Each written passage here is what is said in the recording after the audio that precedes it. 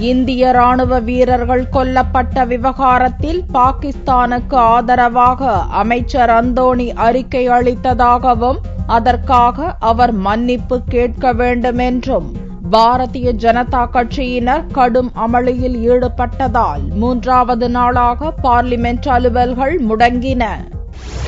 ஜம்மு காஷ்மீர் மாநிலம் பூஞ்ச் மாவட்டத்தில் உள்ள எல்லையில் திங்களன்று நள்ளிரவில் 5 இந்திய ராணுவ வீரர்கள் கொல்லப்பட்டனர்.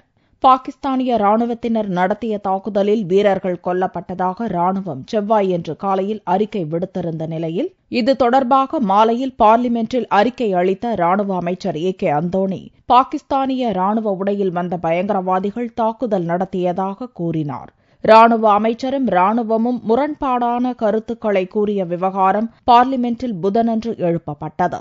லோக்சபா கூடியதும் எதிர்க்கட்சித் தலைவர் சுஷ்மா ஸ்வராஜ் பேசுகையில் பாகிஸ்தான் ராணுவம் மீது தவறில்லை என்று ராணுவ அமைச்சர் அந்தோணி நற்சான்றிதழ் கொடுப்பதாகவும் குற்றவாளியை நிரபராதியாக சித்தரிப்பதாகவும் குற்றம் சாட்டினார். நாட்டுக்கு தவறான தகவலை கூறிய அந்தோணி மீது உரிமை மீறல் நோட்டீஸை பாரதிய ஜனதா எம்பி யஷ்வந்த் சின்ஹா அளித்தார். மேலும் அந்தோணி மன்னிப்பு கேட்க வேண்டும் என்று பாரதிய ஜனதா உறுப்பினர்கள் வலியுறுத்தி கடும் அமளியிலும் ஈடுபட்டனர்.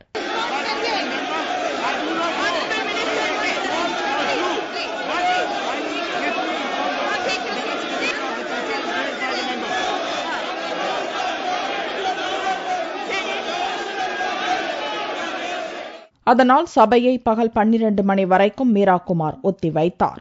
மீண்டும் சபை கூடிய போது வீரர்கள் கொலை, ஆந்திராவை பிரிக்க எதிர்ப்பு உள்ளிட்ட பிரச்சினைகளால் சபை மறுபடியும் ஒத்திவைக்கப்பட்டது. ராஜ்யசபாவிலும் அந்தோணியின் முரண்பாடான அறிக்கை விவகாரம் எழுப்பப்பட்டது. ராஜ்யசபாவில் இருந்த அந்தோணி முன்னிலையில் பாரதிய ஜனதா எம்பிக்கள் ரவிசங்கர் பிரசாத், வெங்கையா நாயுடு உள்ளிட்டோர் சரமாரியாக கேள்விகள் எழுப்பினர். Defense Ministry says Pakistani army and minister says people in Pakistani army uniform. All right, fine, you've made your point. Thank you. The defense minister has let down the country. He must clarify and he must apologize to the nation through the parliament because he has let down the country and he has taken the line of Pakistan. பாகிஸ்தானுக்கு தக்க பதிலடி தர வேண்டும் என பாரதிய ஜனதாவினருடன் சமாஜ்வாடி கட்சியினரும் இணைந்து கோஷங்கள் எழுப்பினர்.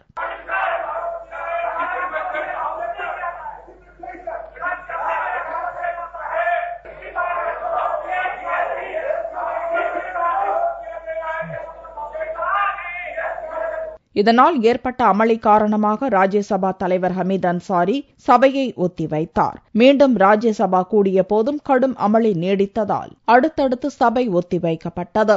திங்களன்று துவங்கிய மழைக்கால கூட்டத்தொடர் தொடர்ச்சியாக 3வது நாளாக புதனன்று முடங்கியுள்ளது.